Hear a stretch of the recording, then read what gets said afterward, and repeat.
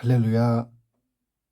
1월 19일입니다. 매일 성경 말씀 묵상 주님의 이름으로 시작합니다. 창세기 13장 1절부터 18절의 말씀입니다. 아브라함이 애굽에서 그와 그의 아내와 모든 소유와 롯과 함께 네겝으로 올라가니 아브라함에게 가축과 은과 금이 풍부하였더라. 그가 네겝에서부터 길을 떠나 베델에 이르며 베델과 아이 사이 곧 전에 장막 쳤던 곳에 이르니 그가 처음으로 제단을 쌓은 곳이라. 그가 거기서 여호와의 이름을 불렀더라. 아브라함의 일행 롯도 양과 소와 장막이 있으므로 그 땅이 그들이 동거하기에 넉넉하지 못하였으니 이는 그들의 소유가 많아서 동거할 수 없었음이니라. 그러므로 아브라함의 가축의 목자와 롯의 가축의 목자가 서로 다투고 또 가나안 사람과 브리스 사람도 그 땅에 거주하였는지라. 아브라함이 롯에게 이르되 우리는 한 신족이라. 나나 너나 내 목자나 내 목자나 서로 다투게 하지 말자. 내 앞에 온 땅이 있지 아니하냐. 나를 떠나가라. 내가 좌하면 나는 우하고 내가 우하면 나는 좌하리라. 이에 롯이 눈을 들어 요단 지역을 바라본즉 소알까지 온 땅에 물이 넉넉하니 여호와께서 소돔과 고모라를 멸하시기 전이었으므로 여호와의 동산 같고 애굽 땅과 같았더라. 그러므로 롯이 요단 온 지역을 택하고 동으로 옮기니 그들이 서로 떠난지라. 아브라함은 가나안 땅에 거주하였고 롯은 그 지역의 도시들에 머무르며 그 장막을 옮겨 소돔까지 이르렀더라. 소돔 사람은 여호와 앞에 악하며 큰 죄인이었더라. 롯이 아브라함을 떠난 후에 여호와께서 아브라함에게 이르시되 너는 내 눈을 들어 너 있는 곳에서 북쪽과 남쪽 그리고 동쪽과 서쪽을 바라보라. 보이는 땅을 내가 너와 내 자손에게 주리니 영원히 이르리라. 내가 내 자손이 땅에 티끌 같게 하리니 사람이 땅에 티끌을 능히 셀 수 있을진데 내 자손도 세리라. 너는 일어나 그 땅을 종과 횡으로 두루다녀보라. 내가 그것을 내게 주리라. 이에 아브라함이 장막을 옮겨 헤브론에 있는 마므레 상수리 수풀에 이르러 거주하며 거기서 여호와를 위하여 제단을 쌓았더라. 아멘. 자, 아브라함과 롯은 갈대아 우르에서 출발해서 요단 들에 올 때까지 늘 함께 했습니다. 두 사람은 똑같이 하나님의 축복을 받고 하나님의 인도를 받았습니다. 자, 6절에 보니까 그 두 사람의 소유가 너무 많아서 함께 있기 어려울 정도가 됐습니다. 자, 그들이 요단들에 도착해서 삶의 터전을 마련하고 목축을 시작하고 있는데 문제가 발생했습니다. 한 곳에서 양을 치다 보니까 아브람과 롯의 목자들 사이에 다툼이 빈번히 일어나게 된 것입니다. 자, 유목민들에게 있어서 이 초지, 이 물, 생명과 같은 거예요. 그래서 유목사회에서 초지와 물은 언제나 분쟁의 불씨가 되었습니다. 아브라함의 소유와 롯의 소유가 심히 많아지자 그들 목자들 사이에 초지와 물을 더 많이 확보하기 위한 다툼을 벌이게 된 것입니다. 자, 목자들 간의 다툼이었지만 실제로 아브라함과 롯 사이의 다툼으로 비춰졌습니다. 같은 혈육이고 같은 신앙의 동지고, 자, 이것은 결코 이방인들에게 덕이 되지 못했습니다. 자, 그래서 결단을 해야 했어요. 서로가 은혜 가운데 갈라서는 것입니다. 자, 그런데 롯은 이 한 번의 선택으로 인생의 큰 시련들을 당하게 됩니다. 자, 이 본문을 묵상합니다. 첫 번째, 이기주의적인 선택이 아니고 자기 희생을 동반한 사랑의 선택을 해야 된다는 거예요. 믿음의 사람이라면. 8절과 9절을 보면 아브라함은 그의 목자와 롯의 목자들 간에 다툼이 일어나자 조카 롯에게 서로 분리될 것을 제안했습니다. 그러면서 롯에게 먼저 거주지를 선택할 권리를 주었습니다. 자, 이것은 아브라함에게 있어서는 엄청난 희생을 각오한 결단이었어요. 자, 유목민에게 있어서 좋은 목초지와 좋은 물을 확보하는 것, 이것은 가족뿐만 아니라 부족의 사활이 달린 그런 엄청난 문제입니다. 자, 그래서 좋은 목초지를 선택할 권리는 그 누구에게도 결코 양보할 수 없는 것이었다는 거예요. 더욱이 아브라함은 부족의 족장이고 롯의 숙부입니다. 그동안 롯을 거두어 준 사람이에요. 당연히 먼저 자기가 원하는 좋은 땅을 차지할 권리도 있었고 힘도 있었어요. 자, 그러나 아브라함은 그 힘을 사용하고 그 권리를 사용하지 않습니다. 조카 롯을 향해 아브라함이 어떻게 말해요? 우리는 한 친족이 아니니 나나 너나 내 목자나 내 목자가 서로 다투지 않았으면 좋겠다. 내 앞에 많은 온 땅이 있지 아니하냐. 나를 떠나가라. 너가 좌하면 내가 우하고 내가 우하면 나는 좌할게. 이렇게 이야기했습니다. 자, 요단들을 둘로 경계로 이렇게 나눠서 서로 상대방의 지역에는 양을 치러 오지 않기로 약속하자 하는 거예요. 좌하면 우하고 우하면 좌하고. 예. 자, 그리고 좌우 중에 한 편을 롯이 먼저 선택하게 한 것입니다. 자, 아브라함은 화평의 사람이고 이타주의적인 사람이었어요. 참된 화평이라는 것은 어느 한쪽이나 쌍방 모두의 자기 희생과 양보를 통해서 이루어지는 것입니다. 자, 아브라함과 롯 사이에는 아브라함의 자기 희생과 양보가 있었다는 거예요. 하나님께서는 인간과 화평을 이루시기 위해 당신의 독생자를 십자가에 내어주시는 엄청난 희생을 치르신 것입니다. 자, 우리가 살고 있는 이 세상에 분란이 심하고 교회 안에서도 다툼이 끊어지지 않는 이유가 뭘까요? 기꺼이 자기 희생과 양보를 할 사람이 없기 때문에 그렇다는 것입니다. 자, 숙부인 아브라함이 먼저 선택하라고 말했다고 해서 먼저 선택하는 롯을 여러분 어떻게 생각하십니까? 자, 아브라함의 입장에서 보면 상당히 괘씸하고 아주 서운한 이기적인 조카가 아니겠습니까? 사실 롯을 보세요. 부친 아버지였던 하란이 죽은 후에 줄곧 숙부 아브라함의 보호 아래 성장했어요. 뿐만 아니라 아브라함의 보호 아래 상당한 재산도 모을 수 있었습니다. 자, 아브라함은 롯에게 부모와 같은 존재예요. 따라서 롯은 아브라함이 베풀어준 은혜에 감사하며 아브라함을 위해 봉사하는 삶을 살아야 마땅합니다. 자, 그런데 그는 자기의 재산이 많아지자 그 은혜를 잊어버리고 목초지 문제로 아브라함과 다투는가 하면 아브라함의 분리제의에 먼저 좋은 것을 선택합니다. 그런데 결국 롯의 이 이기적인 선택이 불행의 씨앗이 되었다는 거예요. 롯의 문제는 이기주의였어요. 생존의 문제, 부의 축적의 문제 앞에서 삼촌에게 양보가 없었습니다. 자, 그러나 롯의 괘씸한 행보에도 불구하고 아브라함은 먼 훗날 소돔에서 전쟁이 일어나 조카 롯이 재산을 잃고 포로로 끌려갔을 때 자기 종들을 데리고 가서 목숨을 걸고 싸워서 롯의 소유와 이 가족들을 구해냅니다. 아브라함의 이 선택은 롯과 헤어질 때도 롯을 구출할 때도 언제나 희생적이었어요. 자기 희생을 기반으로 하는 사랑의 선택을 했습니다. 자, 우리에게도 아브라함과 같은 선택이 있어야 할 줄로 믿습니다. 하나님께서 나를 구원하기 위해 아들을 십자가에서 희생시킨 그 사랑의 선택을 하셨듯이 우리도 자기 희생을 동반한 사랑의 선택을 할 수 있는 그런 좋은 성도가 되기를 주의 이름으로 축원합니다. 그런 희생적인 선택이, 자기 희생이 아름다운 선택이 될 것이고 좋은 열매를 산출하게 될 것입니다. 그렇게 풍성한 인생 되시기를 주의 이름으로 축원합니다. 두 번째, 육신의 눈에 보이는 대로가 아니고 믿음의 눈에 보이는 대로 선택해라 한 거예요.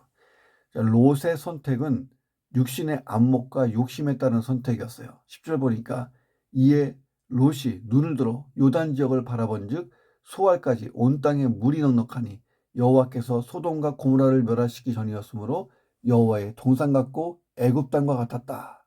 자, 그 결과 11절에 보니까 롯이 요단 온 지역을 택하고 동으로 옮겨갔어요. 자, 우리는 롯의 선택 방식을 보게 돼요. 눈에 보이는 좋은 땅을 택한 거예요. 자, 눈에 보기에 좋은 땅. 자, 롯이 눈을 들어 바라보았다. 이것은 좋은 땅을 차지하기 위해서 매우 신중하게 땅을 살펴보았다. 원어 성경에 보면 그렇게 해석되어 있습니다. 선택의 우선권을 주는 아브라함의 제의를 받고 이를 사용하기보다도 적극적으로 활용해서 눈에 보기에 아주 좋은 땅을 차지하기 위해서 매우 신중하게 뚫어지라고 땅을 살펴본 거죠. 자, 요단강 주변 지역은 팔레스틴에서 가장 풍광이 좋은 곳이에요. 가장 풍광이 좋은 곳. 자, 롯의 눈길을 끌기에 충분했습니다. 물이 넉넉하고 풀이 넉넉하고 애굽 땅처럼 비옥한 지역입니다. 자, 그러나 눈에 보기에 좋은 것만 선택하는 사람은 어리석은 사람이에요. 자, 사람이 무엇을 바라보느냐에 따라 그의 인생이 달라지는 거예요. 사람은 그가 바라보는 것에 끌려가기 마련입니다. 자, 본문에 바라본다 하는 것은 한 번 쳐다보는 것을 의미하지 않아요. 그것을 얻기 위해 간절히 사모하는 것을 의미합니다. 그런데 사람이 잘못된 동기로 바라보면 파멸에 빠질 수 있는 거예요. 하와를 보세요. 잘못된 동기로 바라보다가 파멸에 이르게 된 대표적인 인물이잖아요. 하와는 선악과에 집중하지 말았어야 돼요. 하나님께서 그 많은 것을 다 주셨어요. 단지 선악과 한 개를 금하신 거예요. 자, 그런데 하와는 그 많은 것을 마다하고 하나에 집중한 거예요. 하와가 선악과를 쳐다본 것이 죄가 아니에요. 쳐다보는 게 무슨 죄예요? 자, 눈에 보이는 선악과를 일부러 안 보기는 어렵잖아요. 문제는 잘못된 동기를 가지고 자꾸 선악과를 묵상하니까 이 마귀의 시험에 걸려든 거예요. 롯은 육신의 안목과 그런 욕심에 따라서 바라봤어요.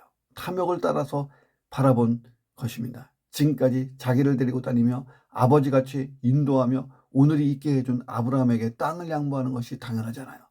다 양보할 수 없다면 절반이라도 양보할 수 있어요. 자, 그러나 롯은 탐욕을 고집하죠. 욕심과 정욕이 어두워 요단 온 지역을 택해요. 그 결과 아브라함은 비옥한 요단 지역 전체를 롯에게 내어주고 헤브론으로 삶의 터전을 옮기게 됩니다. 탐욕을 따라 선택하는 것이 하나님은 기뻐하시잖아요. 자, 그리고 그 결과는 지극히 허무한 것이 됩니다. 탐욕에 따른 롯의 잘못된 선택의 허무함, 하나님의 심판과 더불어 소돔이 멸망할 때에 그 소유가 유황불에 묻혀버려요. 불타버리잖아요. 자, 그렇게 증명이 되는 것입니다.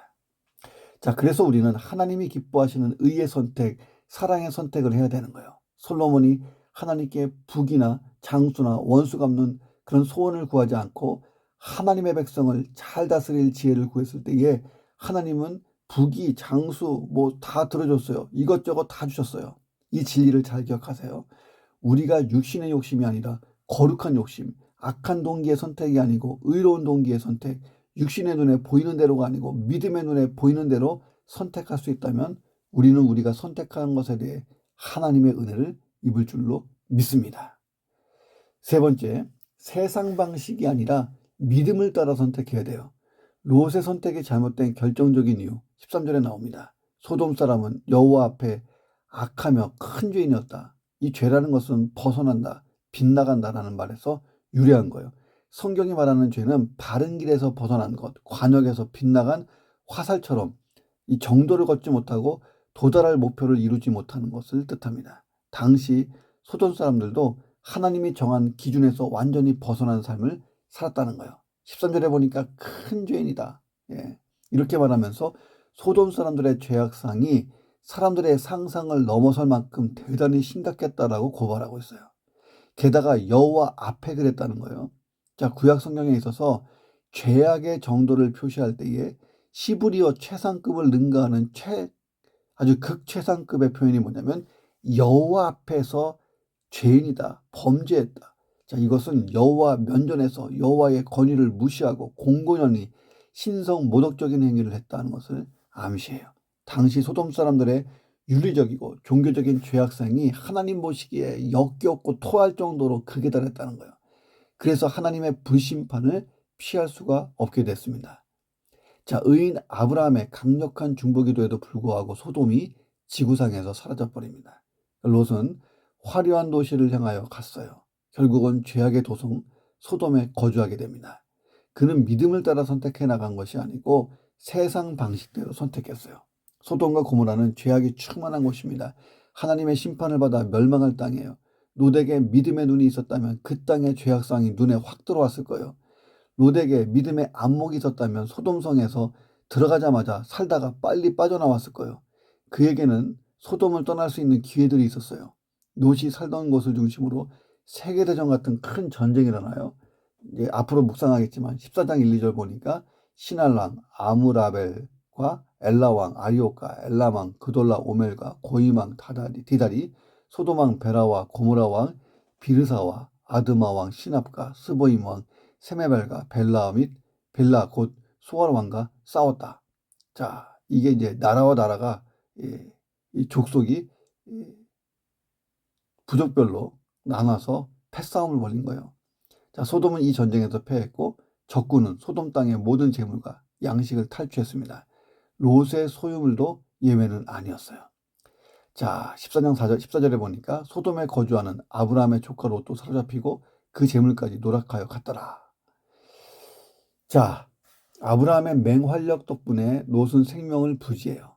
자, 이런 일을 겪었을 때 롯이 하나님 앞에 엎드렸다면 또다시 선택의 기회가 있을 거예요.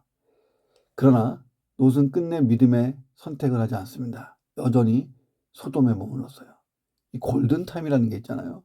그 일을 하기에 최적의 시간이 골든타임이에요. 롯에게 있어서 이 골든타임은 이런 전쟁 중에 경험했던 이 끔찍한 사건입니다. 그때 소돔을 나왔어야 되는 거예요. 자, 그런데 롯이 능동적으로 소돔성에 거주해요. 롯이 소돔 사람들의 악함과 죄악들을 알지 못했을까? 알았어요. 육신의 정욕을 쫓아서 아브라함에 대한 인간적인 의리와 하나님께 대한 신앙마저도 접어둔 채 죄악의 도성 소돔으로 나아간 것, 이게 문제였던 것입니다. 롯의 선택은 믿음이 없는 선택이었어요. 자, 그래서 롯은 처음부터 그런데 롯이 처음부터 소돔에 있었던 것이 아니에요. 12절에 따르면 요단들에 소재한 도시들에 이게 머물렀어요. 주변에 머물렀던 거예요. 그리고 그 장막을 점점 옮겨서 소돔에 들어간 것입니다. 점점 더 소돔에 가까이 가다가 결국 소돔으로 들어갔다는 거예요.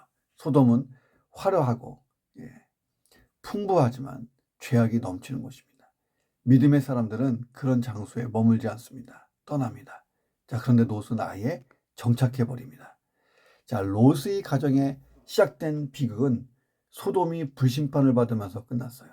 소돔이 멸망할 때 롯은 비록 구원받았지만 죽음만을 겨우 면면한 채 모든 재물과 명예는 소돔의 불구덩이 속에 묻어두고 빈손으로 급히 빠져나가잖아요. 소돔 주변에서 일어난 전쟁 때 재물을 빼앗기고 포로가 되었지만 하나님께서 아브라함을 통해 구원해 주시고 되찾게 하셨어요. 그러나 여전히 죄악의 자리에 머물러 있다가 이번에는 완전히 상실하고 되찾지를 못합니다. 자, 믿음으로 선택하는 것이 얼마나 중요해요. 오늘 우리의 기도는 하나님, 제가 매 순간 선택을 해야 될 때 믿음의 선택을 할 수 있도록 영적으로 깨어있게 하시고 분별력이 있게 하여 주옵소서. 이 기도가 되시기를 주님의 이름으로 축원합니다. 하나님은 조카 롯에게 좋은 땅을 양보한 그리고 난 다음에 척박한 땅으로 나갈 상황에 처한 아브라함에게 다시 한번 찾아오셔서 땅과 후손에 대한 약속을 재차 주셨습니다. 자, 네 번째, 하나님은 그래서 우리의 참 위로자가 되신다는 거예요. 롯이 좋은 목초지를 찾아서 요단 들로 떠난 후에 하나님이 아브라함을 찾아오십니다. 그리고 이전에 하신 약속을 다시 한번 하심으로써 아브라함을 위로하고 아브라함에게 확신을 주시는 거예요. 너는 눈을 들어 너 있는 곳에서 북쪽, 남쪽, 동쪽, 서쪽을 바라봐라. 보이는 땅을 내가 너와 내 자손에게 주리니 영원히 이를 것이다. 내가 내 자손이 땅에 티끌 같게 하린데 사람들이 이 땅에 티끌을 능히 셀 수 있을진데 내 자손도 셀 것이다. 얼마나 많으면. 자, 너는 일어나 그 땅을 종과 횡으로 두루 다녀라. 내가 그것을 내게 주리라. 자, 조카 롯에게 모든 것을 양보하고 난 아브라함, 인간적으로 매우 허탈했을 거예요. 자, 그 허탈감에 빠져 있어요. 낯설고 물서른 가나안 땅에서의 긴 나그네 생활을 해오는 동안에 줄곧 동반자가 되어 주었던 의지할 만한 조카가 그동안에 베풀어준 은혜를 모르고 자기의 행복과 풍요를 찾아서 떠나지 않았어요. 낯선 땅 삭막한 광야에서 한 명의 자식도 없이 아내 사라와 둘만 남은 아브라함, 얼마나 외로웠을까요? 바로 그때 등장하신 하나님. 우리 하나님 얼마나 멋지세요? 얼마나 따뜻합니까? 땅과 후손에 대한 약속을 다시 한번 확고하게 말씀하셨으니까 아브라함에게 얼마나 위로가 됐을까요? 하나님이 얼마나 아브라함을 사랑하시면 이렇게 강력히 말씀하세요. 내가 주리니, 내가 하리니, 내가 내게 주리라, 내가 3번이나 강조하십니다. 자, 아브라함이 믿고 있는 하나님 어떤 분입니까? 전지전능하신 분이에요. 그러니 이 말씀이 아브라함에게 얼마나 위로가 되었을까요? 그리고 얼마나 안심이 됐을까요? 얼마나 든든했을까요? 자, 하나님은 조카 롯에게 모든 것을 양보했던 아브라함이 얼마나 대견하고 사랑스러웠을까요? 자, 제 아들, 성민이가 5살 정도 됐을 때 3살짜리 여동생 혜인이에게 모든 것을 양보했어요. 예.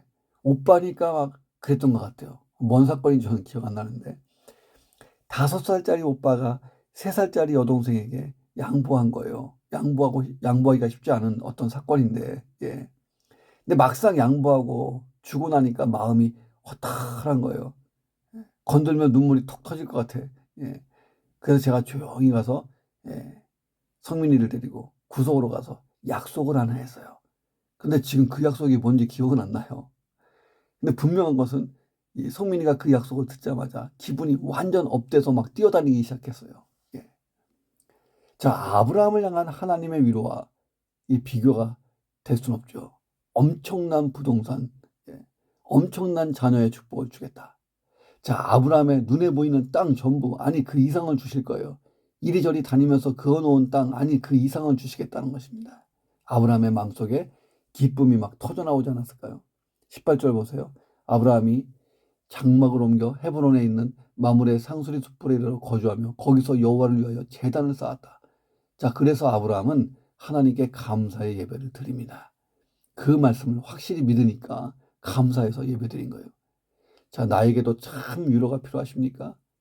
딴 거 없어요. 하나님 만나세요. 아니, 가만히 계세요. 하나님이 먼저 찾아오실 겁니다. 찾아오시는 그 하나님 꼭 붙드시기를 주의 이름으로 축원합니다. 기도하겠습니다. 하나님, 인생을 살다 보면 선택할 일이 많습니다. 내 선택은 이기주의적인 선택이 아니라 우리 예수님이 우리를 위하여 십자가에서 희생하신 그런 자기 희생을, 예, 따르는 그런 희생을 동반한 사랑의 선택을 할 수 있어서 하나님의 그 선택에 은혜 주시고 복을 주시는 통로가 되게 도와주옵소서. 육신의 눈에 보이는 대로가 아니고 믿음의 눈으로 보이는 대로 선택하게 하시고 세상 방식에 따라서 하나님 선택하는 것이 아니고 믿음을 따라 선택하게 하여 주옵소서. 참 위로자 하나님을 만나면서 다시 믿음으로 인생을 살게 하시고 영육간의 풍성한 삶을 살 수 있도록 하나님 만나게 하시고 나를 언제나 찾아오시는 하나님을 만날 수 있도록 내 영혼의 상태를 깨끗하게 청결하게 거룩하게 유지하는 그런 인생 되게 도와주옵소서. 신앙의 삶, 믿음의 삶을 살기를 간절히 원하옵고 예수 그리스도의 이름으로 간절히 기도드립니다. 아멘.